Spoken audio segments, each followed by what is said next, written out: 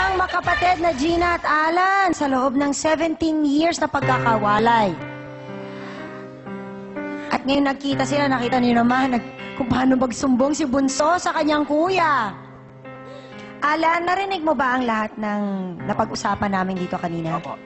Ano masasabi mo? Masaya na po tayo ito, kapatid. Yan ang importante. Meron kang 5 pamangkin. Hindi ko po alam kung meron pa sa anak na siya. Ngayon nakita mo na itong si Gina.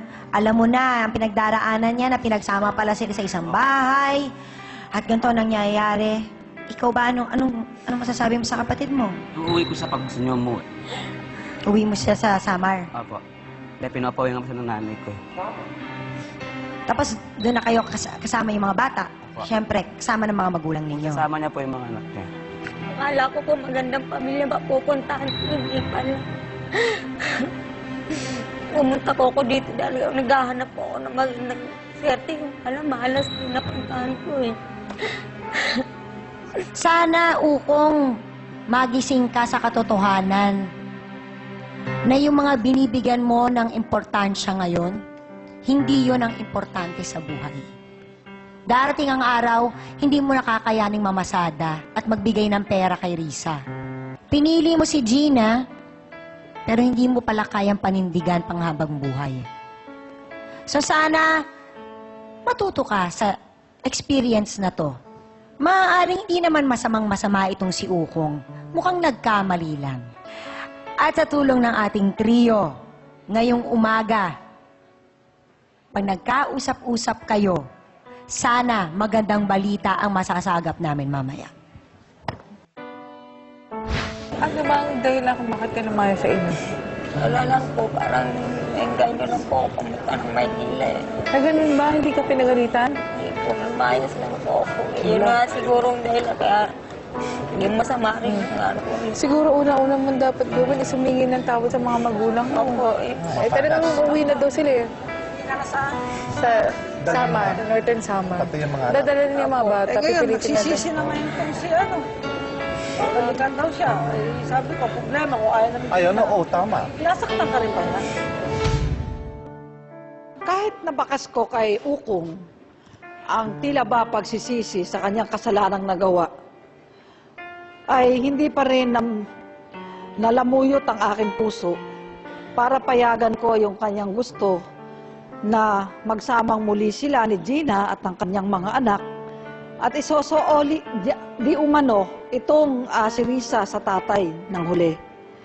Sapagkat kung ang hukuman ay nagbibigay ng protection order, ang barangay, sa palagay ko, kung humihingi ng saklolo sa face-to-face itong si Gina, marapat lamang tulungan na makabalik sa nanay at tatay niya si Gina at ang 5 niyang minor children. Sapagkat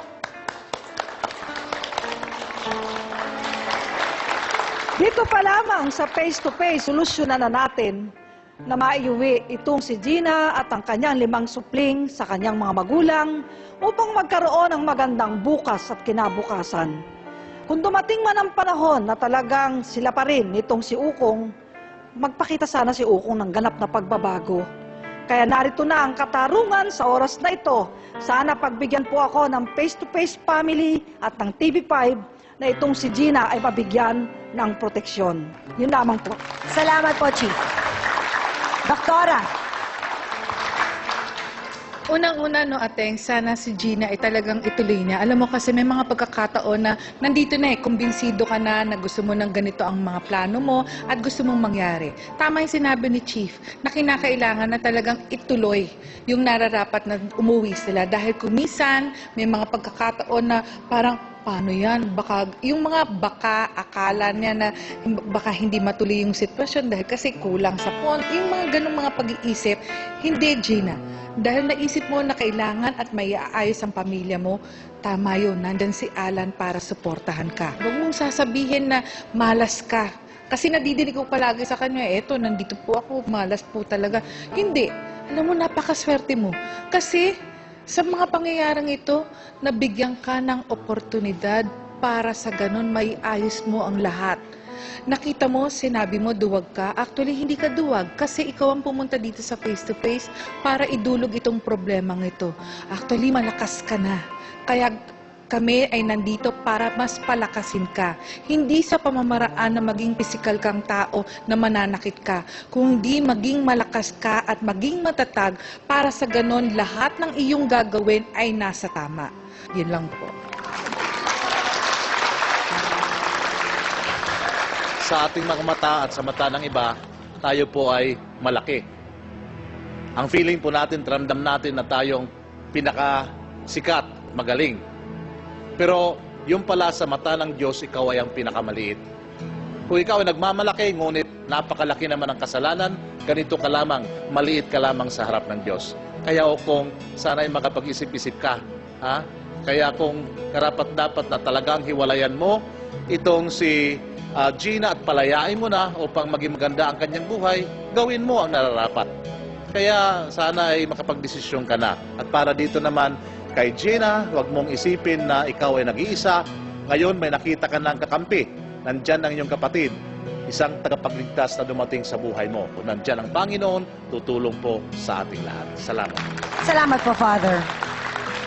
Siguro nga minsan dumarating ang pagkakataon na may mga nagagawa tayo na hindi natin naiisip mali pala. Kala natin okay. Kala natin lusot. Pwede. Pasado. Kaya lang dumarating ang panahon talaga na may kakatok sa atin eh. Mauuntog tayo eh. Magigising tayo sa katotohanan na sandali. Mali pala yung nagagawa ko. Sa mga pagkakataong nangyayari yun, sana magsilbing leksyon sa atin ang realisasyon na nagkakamali tayo. Oo, lahat tayo nagkakamali.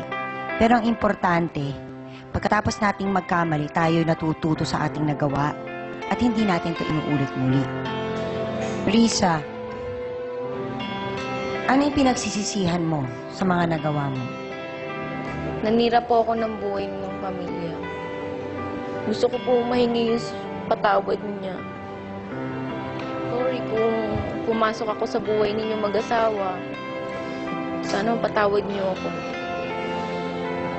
Tao lang ako. Gina, Hindi nila ibabalik yung dati. Hindi ko alam kung paano ko siya mapapatawad sa ginawa niya sa akin. Sana huwag mangyari sa kanya yung ginawa niya sa akin. Dahil umiikot ang mundo, Risa. alam naman ni Risa na yan ang kakaharapin niya. Hindi natatapos ang pagbabagong buhay sa paghingi mo lang ng tawad, Risa. Siyempre, gagawa ka rin ng paraan para mapabuti yung sarili mo, di ba? Opo. And I'm sure yan naman ang pagtutuunan mo ngayon ng pansin. Dahil kapag ang sarili mo inasikaso mo, nagkaroon ka ng sarili mong trabaho o umalik ka sa school, malayo na ang temptasyon ng mga ganito sa buhay mo. Kasi magkakaroon ka ng direksyon. Naintindihan mo ba yun? Opo.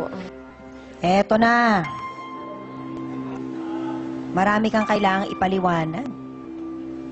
And I'm sure marami ka ring nadiskubre na hindi mo iniisip na yung pala ay ginagawa mo na talaga namang nakakasakit na talaga.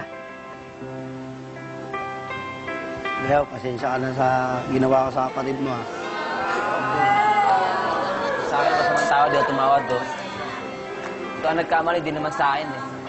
Gina, pasensya ka na sa lahat-lahat, ha. Humingi ako ng tawad sa'yo sa harap ng maraming tao. Na hindi ko na ulitin yan, nasaktan ka. O ano man, na pambabae. Iwalayan mo ako, wala na akong magagawa. Si Risa, iuwi ko na sa magulang niya. Hindi na, bahala ka na.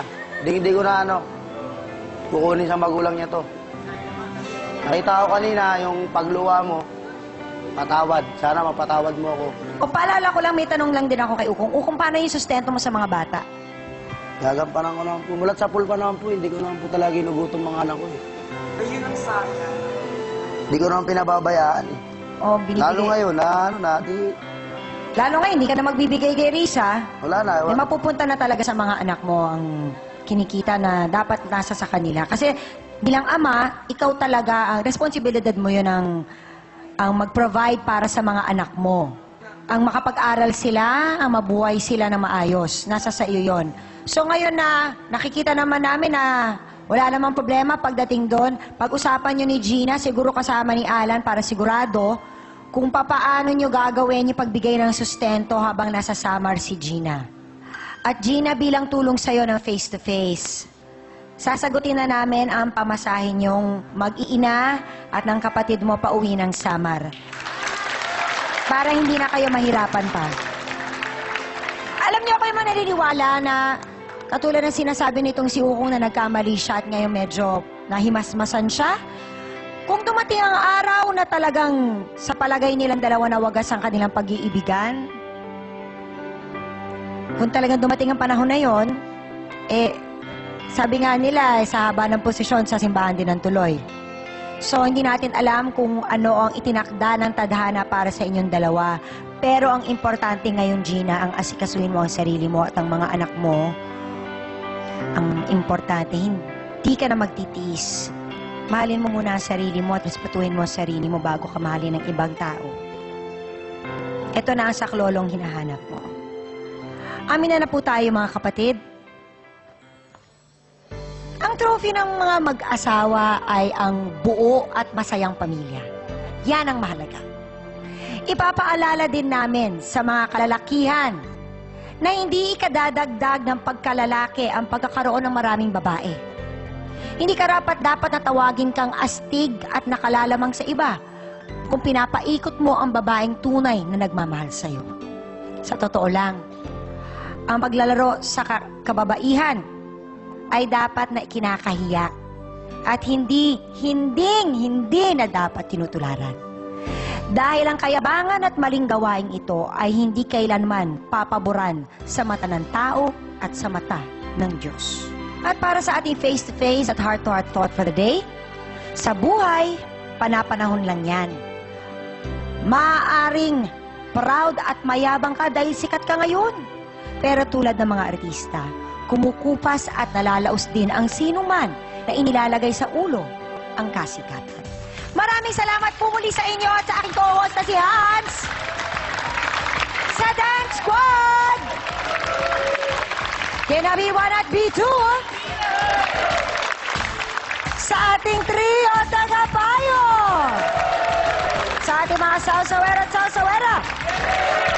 Higit sa lahat sa ating mga bisita, nagbahagi ng kanilang kwento at nagtiwala sa ating programa. Ako po muli ang inyong pamansang kapitana si Ating Jelly na lagi nagpapaalala. Ang problema, pwede mong tawanan pero hindi mo yan dapat talikuran. Kaya kung may problema ka, harapin mo. Pag-usapan natin yan.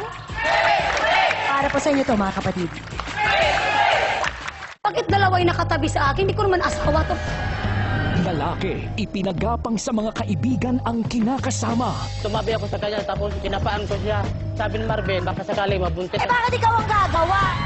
Biro, bakit tinotoo? Nag-usap lang kami, nagbiruan lang kami. Sinabi mo sa amin na gawin mo yan eh. Ginawa ko. Kapag sinabi ba sa inyo ni Mari, tumalon ka mula sa building, katalong ka? Marvin naman, papain mo ba naman? Nakasama mo? Face to Face, 10:45 a.m. sa TV5.